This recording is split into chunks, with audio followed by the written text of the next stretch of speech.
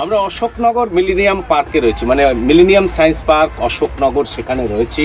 আর রোপওয়ের মধ্যে রয়েছে, আর রোপওয়ে থেকে দেখুন পুরো ভিউটা পার্কের, অসাধারণ একটা সুন্দর ভিউ এই পার্কের কিন্তু রয়েছে। আর নিচে হচ্ছে বোটিংয়ের হচ্ছে জলাশয়, আর উপরে হচ্ছে রোপওয়ে। একটা সুন্দর অভিজ্ঞতা এই মিলেনিয়াম পার্ক, অনেক কিছু রয়েছে, মানে পুরো পার্কটার সৌন্দর্য দেখা যায় এই রোপওয়ে থেকে।